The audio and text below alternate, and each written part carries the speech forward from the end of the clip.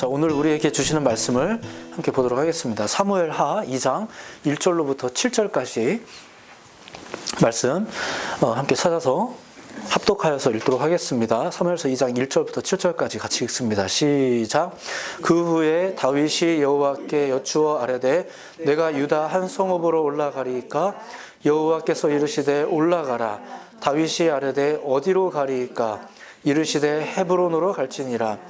다윗이 그의 두 아내 이스라엘 여인 아히노암과 갈멜 사람 나발의 아내였던 아비가일을 데리고 그리로 올라갈 때에 또 자기와 함께한 추종자들과 그들의 가족들을 다윗이 다 데리고 올라가서 헤브론 각 성읍에 살게 하니라. 유다 사람들이 와서 거기서 다윗에게 기름을 부어 유다 족속의 왕으로 삼았더라. 어떤 사람이 다윗에게 말하여 이르되 사울을 장사한 사람은 길르앗 야베스 사람들이니이다 하매 다윗이 길르앗 야베스 사람들에게 전령들을 보내 그들에게 이르되 너희가 너희 주 사울에게 이처럼 은혜를 베풀어 그를 장사하였으니 여호와께 복을 받을지어다. 너희가 이 일을 하였으니 이제 여호와께서 은혜와 진리로 너희에게 베푸시기를 원하고 나도 이 선한 일을 너희에게 갚으리니 이제 너희는 손을 강하게 하고 담대히 할지어다. 너희 주 사울이 죽었고 또 유다 족속이 내게 기름을 부어 그들의 왕으로 삼았음이니라 하니라. 아멘. 자, 한 주간도 또 그리스도 안에서 삶을 또 살아내신 모든 예배자분들 다 수고 많으셨습니다. 또 하나님의 큰 위로와 축복이 여러분에게 가득하시기를 예수님의 이름으로 축복해 드립니다. 또한 오늘도 함께 나누는 이 말씀을 통해서 또 하나님의 위로가 여러분에게 있기를, 또한 하나님께서 이루시는 모든 일을 밝히 보는 영적인 안목이 또 넓어지기를 소망해 봅니다. 우리 함께 이제 말씀을 좀 이렇게 나누도록 하겠습니다.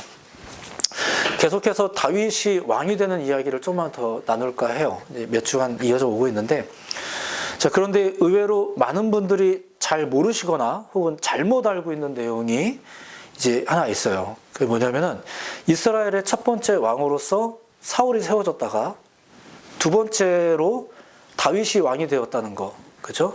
근데 사실 이건 정확한 내용이 아니에요.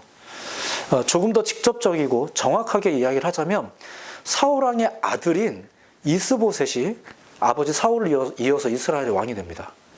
이거 의외로 단순한 건데 의외로 성경에 다 분명히 기록되어 있는데도 불구하고 모르시는 분들이 꽤 많으세요. 오늘 본문에 이어지는 8절에 보시면 그 사울의 군사령관인 아브넬이라는 사람이 나오죠. 이제 그는 사울의 사촌이자 이스보셋에게 있어서는 당숙이에요. 근데 그 사울 왕이 몇몇 아들과 함께 전쟁에서 죽은 이후에 그 아브넬은 사울 왕조의 군사령관으로서 이제 어느 정도 힘이 있는 사람인 것 같아요. 사울 왕의 넷째 아들인 그 이스보셋을 추대해서 이스라엘의 왕이 되게 합니다. 그러니까 공식적인 절차, 공식적인 계보에 의하면 이스보셋이 왕이 되는 겁니다. 일반적인 왕권의 이임 과정이라든가 또 혈통적인 부분을 생각해 본다면 이스보셋이 이스라엘의 두 번째 왕이에요.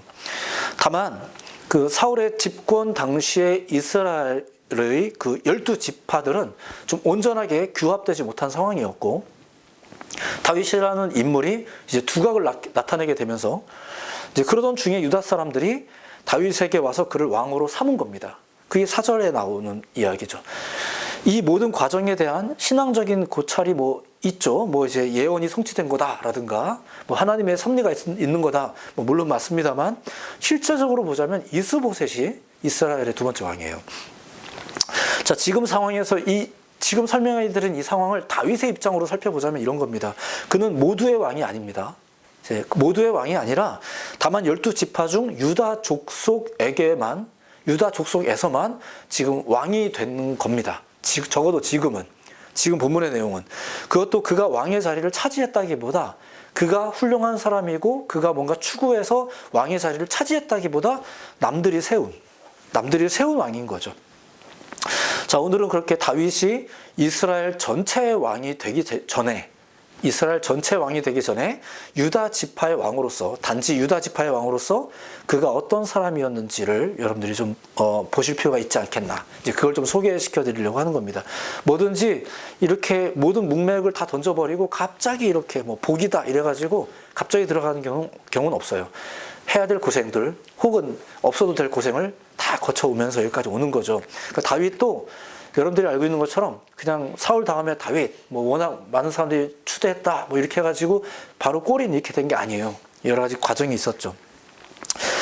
자, 사무엘 하가 이제 시작이 될 때를 보시면 다윗이 사울의 죽음 소식을 듣고 그리고 사울을 위한 조가를 부르던 곳, 그게 이제 지난주까지 우리 설교했던 내용입니다.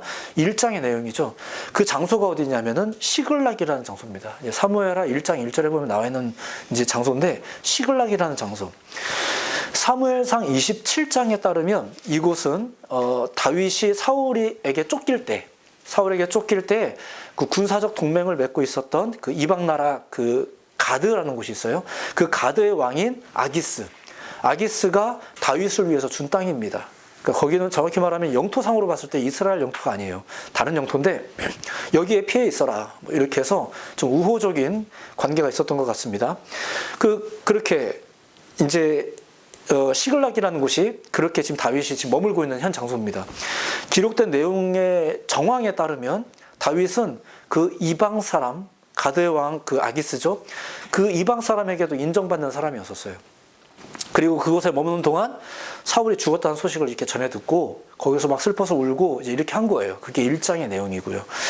자, 사울이 죽었으니까 이제 금방 돌아가면 되지 않을까 싶지만 아직 이스라엘에서는 사울 가문을 추종하는 사람들이 많이 있었고 또 다윗 역시 공식적으로 따지자면 도망자 입장이죠. 그렇기 때문에 이스라엘에 이제 곧바로 들어갈 수 없는 상황입니다. 나는 지금 다른 나라에 나와 있고요. 또한 다윗이 그 시글락에 머물렀던 기간도 꽤 되었는데 그 동안에 많은 사람들이 다윗에게로 이제 몰려오는 바람에 그의 세력이 크고 강성해졌다라고 말합니다. 어쨌거나 다윗이 인품이 좋았던 것 같아요. 그 사람 주변에는 항상 이렇게 사람들이 모이는 그런 이야기가 있습니다. 그래서 자, 이제 만약에 사울이 죽었다고 해서 내가 돌아간다 이러면은 이제는 다윗만 돌아가는 게 아니에요. 이제는 그 한 사람의 문제가 아니라 모두의 문제가 되는 거죠. 식구들이 많아지는 거죠. 이제는 다윗 혼자만의 문제가 아닌 거, 내가 결정을 해도 나 혼자만의 결정을 할 수 없는 거. 저도 지금 목사로서 제가 뭔가 결정을 할 때 예전에는 그냥 막 가방 하나 메고 나갔거든요. 근데 지금은 그렇게 못해요. 이제 딸린 식구들이 있어서 고민을 좀 더 하게 되는 것 같아요. 자, 그래서 그는 이제 기도하게 됩니다. 이제 그게 오늘 본문의 시작이에요. 오늘 이제 그 내용을 할 겁니다. 좀 전까지는 그냥 상황 설명을 드린 거고. 자, 2장 1절. 이제부터 이제 그의 기도가 시작이 되는데, 이건 한번 읽어보고 시작하겠습니다. 2장 1절. 같이 읽어보겠습니다. 시작. 그 후에 다윗이 여호와께 여쭈어 아뢰되 내가 유다 한 성읍으로 올라가리이까? 여호와께서 이르시되 올라가라. 다윗이 아뢰되 어디로 가리이까? 이르시되 헤브론으로 갈지니라. 아멘. 자, 이 기도를 보시면 아시겠지만 조금만 분석해 볼 필요는 있습니다. 뭐냐면은 다윗이 기도하는 걸 잘 보세요. 그는 애초에 유다 땅을 염두해서 이런 기도를 드렸습니다. 자, 그러니까 하나님 어디로 갈까요? 알려주세요. 이렇게 한 게 아니라 지금 뭐라고 말해요? 내가 유다 한 성읍으로 올라가리까? 이렇게 얘기하죠. 그의 기도의 시작입니다. 유다 땅에 대한 염두함이 그에게 있는 거예요. 자, 이거는 다윗이 그 유다 지파 출신이기 때문에 그렇기도 하고, 뭐 당연할 수 있어요. 이 외에도 뭐 왜 유다 땅인가에 대한 고찰이 뭐 신학적으로 여러 가지가 가능하지만, 그보다도 이제 여러분들에게 이런 식으로 좀 먼저 생각을 하시기를 좀 권해드리고 싶습니다. 좀 복잡할지 모르겠지만 한번 설명을 들어봐 주세요. 무슨 이유 때문에서건 뭐 유다가 거기가 뭐 입지상 좋다라든가 뭐라든가 이런 거 다 떠나서 유다 땅을 언급하여 기도했다는 게 무슨 의미일까? 다윗이 할 수 있는 기도의 범주를 보여준다는 거예요. 이게 무슨 말일까? 자, 가족 중에 누군가가 뭐 예를 들어서 가족 중에 누군가가 아파요. 그 뭐라고 기도하겠습니까? 뭐 보통은 어쩌면 당연히 하나님 낫게 해주세요. 이제 이런 종류의 기도를 하지 않겠습니까? 뭐 당연한 거죠. 가족을 위한다라고 말할 때 뭐 여러 가지가 있잖아요. 가족들이 다 굶고 있다 이러면은 이제 먹거리를 위해서 기도할 것이고, 뭐 여러 가지 이런 게 있을 거 아닙니까? 그렇게 가족을 위한다라고 할 때 할 수 있는 기도는 아주 많지만 지금 누군가가 아프다면 낫게 해주세요라고 기도하는 게 어쩌면 당연한 거라는 거죠. 이런 상황에서 이런 기도를 드리는 건, 이런 생각을 하는 건 당연하다는 거. 그 기도를 놓고 뭐 이기적이라는 둥, 뭐 믿음이 적다는 둥, 왜 그렇게 기도하냐는 둥, 뭐 하나님의 뜻을 모른다는 둥, 이런 말 할 이유가 없는 거예요. 왜냐하면 당연한 거니까. 돈이 없어요? 돈 주세요 기도하는 거는 당연한 거죠. 그 사람이 뭐 돈에 미친 사람이야 이렇게 말할 이유가 없어요. 그건 당연한 거예요. 사울이 죽었고 이제는 고국으로 돌아갈 수 있지 않을까라는 생각이 들었고, 그런데 자신의 입장이나 지금 국가적 정황들을 고려해 본다면 뭐 딴 데는 가기가 좀 어렵잖아요. 내 고향이 가장 낫지 않을까. 그래서 하나님 유다로 가면 어떨까요? 라고 기도하는 것은 너무 당연하다는 것. 하지만 더불어 그게 그가 생각할 수 있는, 그가 기도할 수 있는 기도의 범주라는 거죠.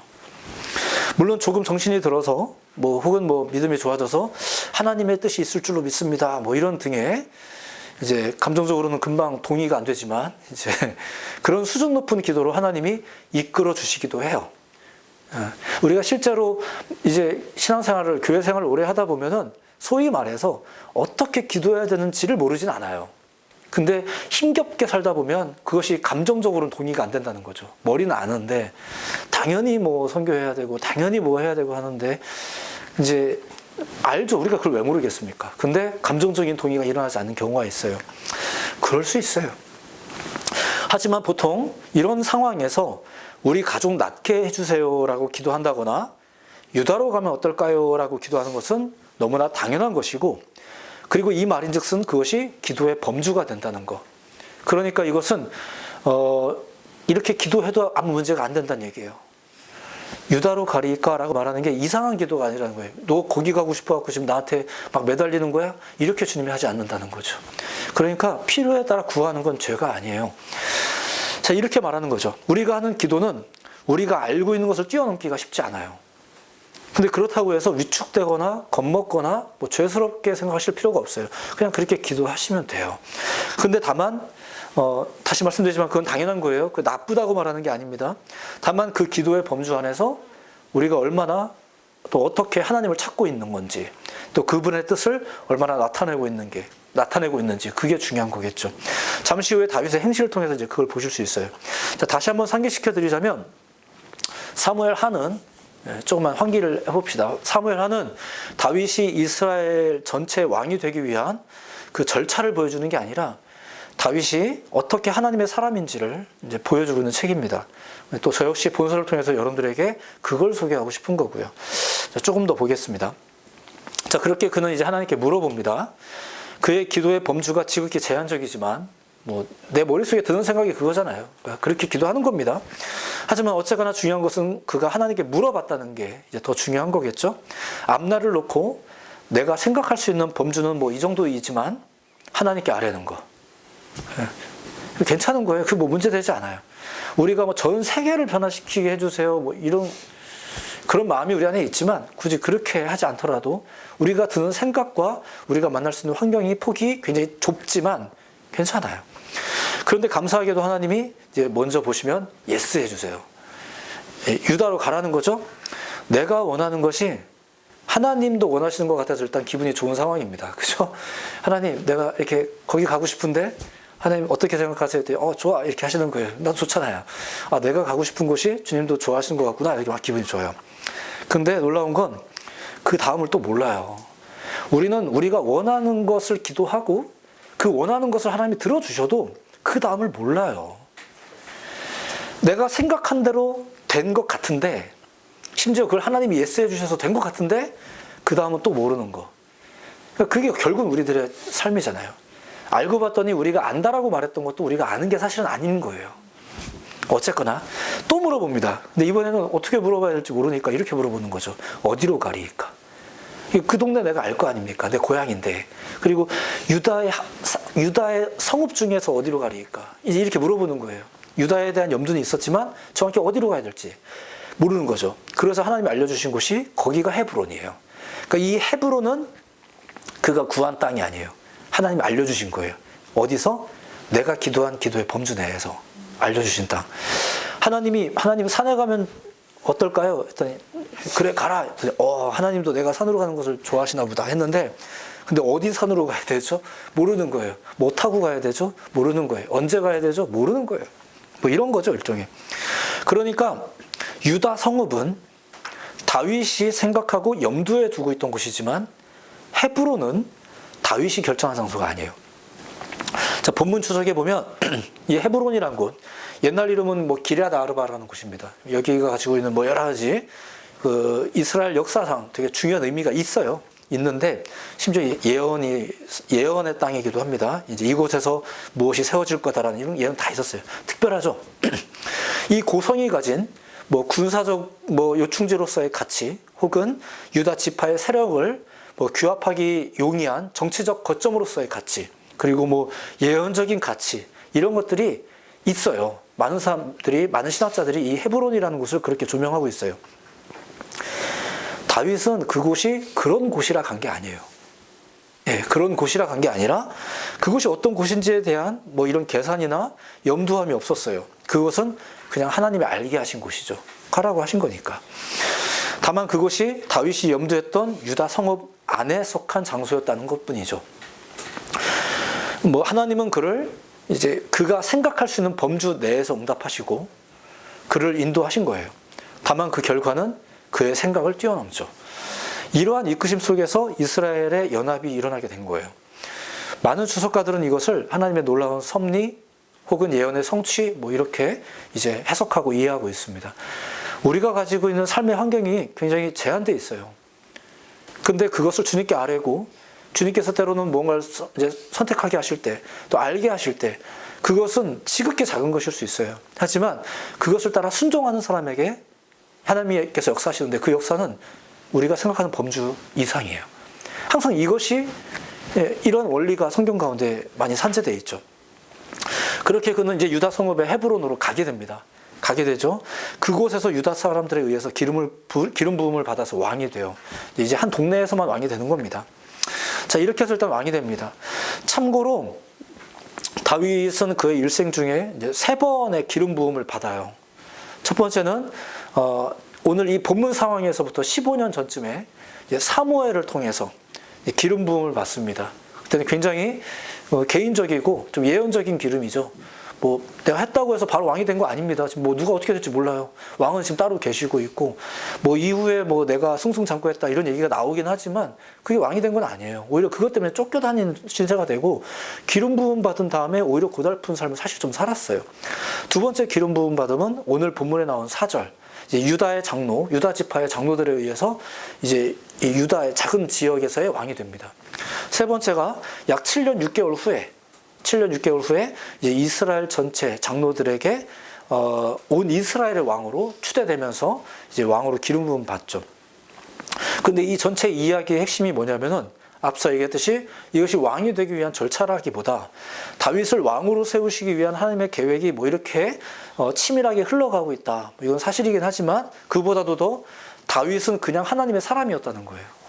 다윗의 치밀한 전략과 철저한 준비와 하나님께 맡긴 삶으로서 내가 이번에는 이렇게 우리가 뭐 1년차 계획, 3년차 계획, 5년차 계획 이렇게 하듯이 그렇게 해서 가고 또 그것이 생각대로 잘 흘러가고 해서 왕이 됐다 이게 아니라 그냥 다윗은 하나님의 사람이었다는 거예요.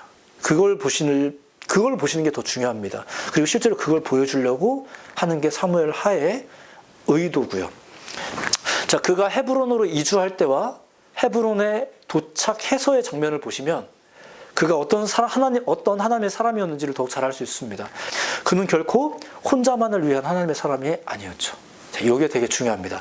오늘 이야기의 중요한 핵심입니다. 혼자만을 위한 하나님의 사람이 아니라는 것. 자, 헤브론으로 이주할 때를 이제 잠깐만 보겠습니다. 먼저는 성경에 나와 있는 구절에 의하면 자신의 아내들, 여기서 언급된 그 아내들도 다 사연이 많았던 사람들이에요. 먼저 이제 소개된 이름이 아히노암이라는 여자가 있죠. 아히노암이라는 사람이 나와요. 다윗의 첫 번째 아내는 미갈입니다. 사울의 딸. 처음에 이제 사울한테 한참 이제 사랑받을 때 자기 딸을 이렇게 딱 준 거죠. 그런데 후에 미움을 받아서 사울 왕이 자기 딸을 이렇게 다 데려가서 미갈을 다시 이제 장인어른이 자기 딸을 데려갑니다. 그리고 난 후 다시 얻은 아내가 바로 이 아히노암이에요. 다윗이 가장 힘든 시절, 쫓기던 시절, 그러면서 이제 곁에서 위로가 됐던, 사실 이 아히노암이란 여인에 대한 성경의 기록이 많이 나오진 않아요. 근데 정황을 놓고 본다면 다윗이 굉장히 어려웠던 시절에 같이 있었던 여자예요. 그러면서 이렇게 같이 위로가 되면서 살다가 곁에 있었던 한 여인이었다가 지금 이제 나오죠. 헤브론으로 들어가잖아요. 그 헤브론에서 낳은 아들이 암논. 후에 속 되게 많이 썩이는 아들. 이제 그 암논의 어머니가 이 아히노암입니다. 두 번째는 아비가일이라는 여자가 있어요. 이 아비가일도 본래는 그 나발이라는 사람의 아내였습니다. 근데 이후에 다윗에게 이제 걔가 한 여인이죠. 다윗의 아내가 된 거예요. 여기도 사연이 많죠. 그 설명 얘기하면 길어지니까 후에 여인네 이야기를 할 기회가 있으면 하겠습니다. 여기도 좀 사연이 많아요. 그런 아내들과 더불어 자기를 추종하여 모여든 사람들, 그리고 그의 식구들까지, 사무엘상 27장에 따르면 그의 추종자들이 약 600여 명 정도가 된다고 그래요. 근데 그들의 가족들까지라고 했으니까 훨씬 더 많겠죠. 훨씬 더 많겠죠. 그 식구들까지 다 챙기는 거예요. 그 식구들까지. 지금 다윗이 헤브론으로 지금 갑니다. 주의 응답을 받고 헤브론으로 가는데, 그 갈 때에 지금 이런 아내들과 그리고 이런 사람들, 내 추종자들을 다 같이 챙겨서 가는 건데, 이게 무슨 상황이냐면은 하나님께 기도하고 행동하는 다윗이야. 그냥 자기가 결정하면서 가는 거니까. 예를 들어서 우리 가정에서도 목사인 나야 응답받은 게 있으면, 보내심이 있으면 그냥 가면 되는 거지만, 그거야 이제 자기 결단이겠죠. 순종해서 가든 본인이 결정해서 가든. 그런데 그를 따르는 사람들은, 그들은 오직 다윗 하나 바라보면서 있는 사람들이잖아요. 그 사람들에게는 이 헤브론이 더군다나 모르는 땅일 수도 있는데 낯선 도전이죠. 다윗 하나 보고 가는 건데, 다윗은 그런 사람들을 잘 챙겼다는 거예요. 자기 하나만 바라보고 있는 사람들 열심히 챙기는 거죠. 그게 3절의 이야기예요. 굳이 읽을 필요는 없지만 보시면은 그 3절의 내용이, 짧은 한 구절의 내용이 바로 그 내용이에요. 두 여인의 이야기와 추종자들을 챙겨서 데려갔다라는 이야기가 그겁니다. 그렇게 해서 헤브론에 왔어요. 그리고 다윗은 유다 사람들이 그 다윗을 왕으로 세우는 거죠. 그럴 때 이제 옆에서 같이 따라온 사람들은, 와, 이제 우리 지도자가 이제 여기 이 동네에서도 되게 인정받는구나 이러면서 막 같이 기뻐해주고 거기서 같이 지내고 있는 사람들.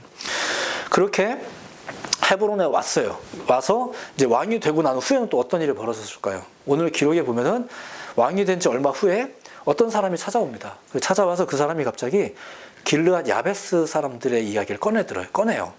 왜 그 얘기를 꺼낸가 했더니 4절 중반부부터 이제 6절까지가 그 내용인데, 그런 내용이죠. 이제 길르앗 야베스 사람들이 어떤 사람들일까? 4절에 보면은 어떤 사람이 와서 다윗에게 이렇게 말을 합니다. 사울을 장사한 사람은 길르앗 야베스 사람들이니이다. 그러니까 사울의 이야기를 꺼내들죠. 사울이 죽었는데 그를 장사한 사람들. 사무엘상 31장에 보시면, 31장 11절 이하를 보시면, 그들은 블레셋 사람들에 의해서, 블레셋에 의해서 사울이 죽었다는 이야기를 이제 이 야베스 사람들이 들어요. 듣자 위험을 무릅쓰고 그곳에 찾아갑니다. 찾아가서 그의 시체와 그의 아들들의 시체를 찾아서 야베스를 가지고 와요. 가지고 와서 야베스에서 엄숙하게 장례를 치러줍니다. 왜 그랬을까요? 그들은 일전에 그 암몬 왕, 암몬에게 포위당해서 위기를 겪었던 적이 있는데, 그때 사울이 도와줬어요. 사울이 와서 구해준 은혜를 보답하기 위해서 이렇게 한 거예요. 자, 딴 얘기인데, 그 사울도 어디 가서든 다 나쁜 사람이 아니에요. 어떤 사람한테는 좋은 사람일 수 있어요. 근데 이제 다윗하고는 상관없는 얘기겠지만, 어디 가서는 그래도 그 사람도 누군가한테는 좋은 사람일 수 있죠. 나한테만 좋은 사람인 게 아니라, 나한테는 이제 나를 만날 죽이려고 하던 분이었지만, 또 어딘가에서는 또 좋은 사람일 수 있죠. 자, 어쨌거나 그런 은혜를 입었던 게 길르앗 야베스 사람들이었었어요. 근데 그 사람들이 사울의 시신을 잘 거두어 장례를 치러주었다는 이야기를 듣고 다윗이 그들에게 고마움을 전합니다. 그게 다윗이 왕위에 오른 후 공식적으로 행한 첫 행사예요. 그게 뭐예요? 정확히 보자면 그들은 다윗에게 고마운 일을 한 사람들은 아니에요. 다윗에게 고마운 일을 한 사람이 아니라 오히려 다윗을 해치려고 했던 왕에게 고마운 일을 한 사람들이죠. 근데 그들에게 이제 다윗이 고마움을 표하는 거예요. 비록 자신을 해하려던 왕이지만 하나님의 기름 부음 받은 사람 사울, 그 사울의 시체를 거두어 장사 지낸 야베스 사람들의 선행에 보답해야겠다는 생각을 드는 거예요. 나한테는 좀 잘 못하셨지만, 잘 못한 사람이지만 그래도 열심히 하시고 있으면 응원하는 거예요. 그리고 그를 축복하는 거예요. 그냥 나한테 마음에 안 든다고 해서 내가 막 욕하고 다른 사람들한테도 저분 나쁜 사람이야 이렇게 말하는 게 아니라 축복하는 거예요. 그리고 그를 위해 헌신한 사람들에게 또 고마움을 표현하고, 아이고 열심히 곁에서 도와주셔서 고맙네요 이렇게 말해주고 고마운 거죠. 이걸 놓고 뭐 다윗이 야베스와의 뭐 정치적인 관계, 정치적인 이해관계 때문에 뭐 그들에게 잘해준 거다 뭐 이렇게 이런 해석도 있긴 있는데, 그 앞선 1장에 그 애도의 내용을 참고하시면 그의 행동을 정치적인 행동이라기보다 그저 그의 진실한 마음에서 우러나온 그런 행동이라고 보는 게 더 옳습니다. 자, 여기까지만 내용은 좀 볼까 해요. 정리하면 이렇습니다. 다윗은 사울에 이어 바로 이스라엘 전체의 왕이 된 사람이 아니에요. 여전히 어려운 상황은 계속되고 있죠. 물론 항상 어려운 건 아니에요. 누군가한테 사랑도 받고 좁은 동네에서 그래도 인정도 받고 이렇게 하고 있습니다. 다만 그는 지금 몇 가지 소개해드렸던 이야기들의 정황을 보자면 여러 가지 의미에서 주변 사람들에게 매력 있는 사람이었던 것 같아요. 생각이 나죠. 생각이 나는 사람이에요. 뭐 매력이라는 표현을 사용했다고 해서 뭐 단순히 외모를 말하는 건 아니고요. 그는 이방인의 눈에도 좋게 보였고, 그죠? 가드 왕 아기스가 볼 때도 가능성 있는 젊은 외국인으로 보이는 거죠. 그러니까 후에 뭐 이 사람이 잘 되면 뭐 우리랑도 이렇게 잘 되겠다 뭐 이런 생각이 있을 수도 있겠죠. 정치적 관계라는 게 그런 거니까. 그래서 도와준 거죠. 그래서 도와준 거예요. 사람들도 이상하게 항상 그의 곁에는 모여 있었어요. 그러니까 다윗이 도망자 생활을 할 때도 여러분들이 그 이야기들을, 성경의 이야기를 뭐 생각해 보시면, 기억해 보시면 아시겠지만 항상 다윗 곁에는 많은 사람들이 따라다녔었어요. 참 매력적인 사람이었던 것 같아요. 또한 그는 가까운 사람들과 주변에 있는 사람들에게 항상 배려가 많은 사람이었죠. 자신이 하나님의 뜻에 지금 순종하고 있는 중이잖아요.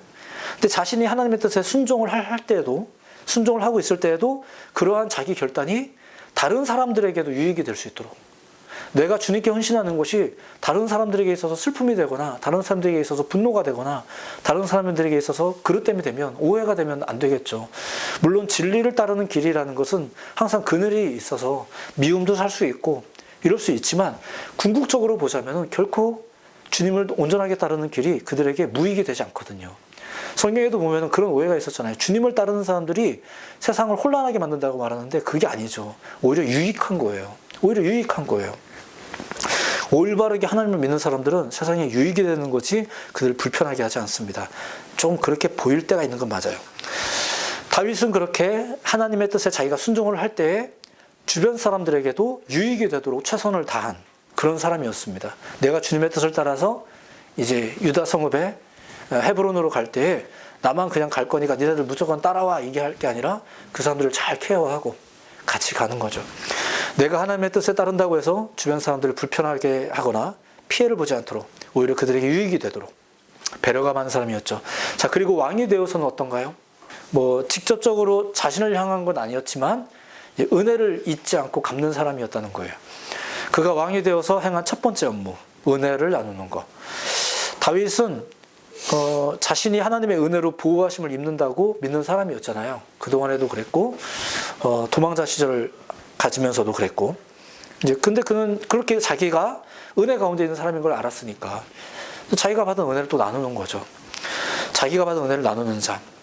사무엘 하는 왕이 된 다윗을 이제 그 과정을 영웅적으로 소개하지 않습니다. 오히려 인간적인 모습을 더 많이 소개한다고 할 수 있어요. 이후의 이야기를 보면 더 잘할 수 있어요. 그는 계속해서 하나님과의 교제는 참 놀라울 정도로 변함이 없는 표현이 성경에 계속 기록되어져 있어요. 뭐 이후에 마음이 변했다든가 자세가 바뀌었다든가 옛날에는 길게 기도했는데 지금은 짧게 기도한다든가 이런 게 없어요. 항상 한결같은 하나님을 향해 나아가는 다윗의 자세가 거의 항상 한결같았어요. 굉장히 인간적인 모습을 오히려 많이 소개되죠. 왕으로서의 다윗이라기보다 그저 하나님의 사람으로서의 다윗을 계속해서 소개합니다. 하나님의 사람 다윗은 이랬다라는 거죠. 다윗을 닮읍시다라고 말하지 않을 겁니다. 예, 그렇기 때문에 오늘 말씀을 정리하면서 여러분들에게 다윗을 닮읍시다라고 말하지 않을 거예요. 차라리 다윗이 어떻게 해서 이랬을까요? 라고 질문을 하고 싶은 거예요. 그리고 우리도 하나님을 가까이 합시다 이렇게 말하고 싶은 거죠. 요한복음 15장 5절에 보면 이런 말씀이 있습니다. 나는 포도나무요 너희는 가지라. 그가 내 안에 거하면 사람이 열매를 많이 맺나니 나를 떠나서는 너희가 아무것도 할 수 없음이라.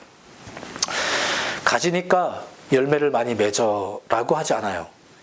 가지가 나무에 붙어 있으면 이라고 해요.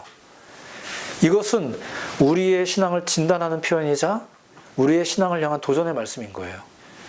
여러분들 열심히 하셔야 돼요. 힘내셔야 돼요. 이게 아니라 나무에 제대로 붙어 계세요? 여러분들은 어떤 가지세요? 이렇게 질문하는 거죠. 다윗이 어떤 사람이었습니까? 왕이었어요? 최고였어요? 이스라엘 역사 중에 모든 왕 중에 제일 위대했어요? 이런 걸 조명하자고요? 그게 아니라 그가 계속해서 하나님의 사람이었습니다. 이걸 좀 조명해 드리는 거예요.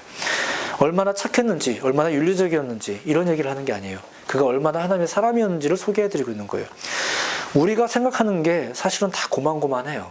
우리가 아무리 거룩한 뜻을 품든 혹은 좀 되게 신앙이 없어서 좀 악하게 사는 것 같든 사실은 어차피 생각이 고만고만합니다. 사람 생각이라는 게 그래요. 그러니까 우리는 매 순간 하나님께 물어봐야 돼요. 그리고 하나님의 뜻을 배워가야 돼요. 그렇게 살아가는 게 맞는 거예요. 그렇게 살아가는 게 특별한 삶인 거예요. 직위가 특별하고 사람이 특별하고 예언이 특별하고 그게 아니라 우리가 하나님 앞에서 꾸준히 살아가고 있음이 특별한 거예요. 때로는 예스해 주시기도 하고요. 때로는 가르쳐 주실 거예요. 물론 노라고 하실 때도 있어요. 그렇죠? 다윗에게도 노라고 하셨잖아요. 그렇게 성전 짓고 싶었는데 노. 이렇게 훌륭한 분이 기도했는데 노. 이렇게 하나님이 사랑하는 사람이 그렇게 간절히 기도했는데 노. 이럴 수 있는 거예요. 그 이상한 건 아니에요. 그럼에도 불구하고 그 앞에서 우리가 어떤 태도를 취했는지, 다윗이 어떤 태도를 취했는지 우리가 잘 알고 있잖아요. 그러니까 우리가 성경을 통해서 배운다는 건 그런 걸 배우는 거예요. 성경을 통해서 말씀을 이해한다는 건 그런 걸 이해하는 거예요. 우리가 그릇된 걸 보면 안 돼요. 성경에서 자꾸 영웅을 만들 이유가 없어요. 다윗을 통해서도 역시 그런 걸 배우자는 거죠. 다윗을 배우는 게 아니라 그가 어떻게 그랬는지, 또한 하나님이 그를 어떻게 하나님의 사람이도록 하셨는지 꾸준히 하나님 안에 거하는 거죠. 이 시대에 정말 참된 회복이 필요하다고 믿나요? 그럼 우리가 꾸준히 하나님의 사람이면 돼요. 나만 잘 사는 것이 아니라 모두가 다 잘 살기를 바라세요? 그러면 우리가 꾸준히 하나님의 사람이면 돼요. 나만 그런다고 세상이 변할까? 우리가 몇 명이 모여서 이렇게 하는 게 대단한 일일까? 이런 생각이 들어요? 일단 우리가 꾸준히 하나님의 사람이면 돼요. 다윗의 삶이 순탄했을 거라고 생각하시면 안 돼요. 그는 주님의 선택받았고 주님의 특별한 예언이 있었고 기름을 3번이나 부음받았고 이렇게 해서 엄청난 사람이었구나 이렇게 생각하지 않으셔도 돼요. 그 역시 해야 할 고생 혹은 안 해도 될 고생 많이 했어요. 그래도 그는 꾸준히 하나님의 사람이었어요. 그럼 우리가 결국 들어야 될 메시지는 어디에 있겠어요? 다윗에게 있겠어요? 아니죠. 꾸준히 하나님의 사람이었다라는 데 우리의 메시지가 있는 거죠. 그러니까 우리도 오늘 이 시간에도 그 메시지를 마음에 품고 한 주를 또 사셨으면 좋겠어요. 항상 이야기하지만 항상 제 설교의 마지막이 대략 이렇지만 결론은 단순할 수 있어요. 하지만 이 단순한 게 안 되는 세상에서 우리가 살고 있는 거니까. 그리고 주님께서 날마다 어루만져 주시는 성령의 만지심이 없으면, 성령의 만지심이 없으면, 성경의 만지심이 없으면 우리가 이걸 또 까먹으니까 오늘도 또 이렇게 선포드리고 싶습니다. 이 말씀을 들을 때, 오늘의 이 설교를 들을 때 성령의 도우심을 따라 성경을 이해하시고 성경의 말씀을 따라 마음으로 깊이 결단하시는 그런 여러분들이 되기를 바랍니다. 그런 여러분들에게 하나님의 축복과 은혜가 가득하시길 예수님의 이름으로 축복해 드립니다. 기도하겠습니다.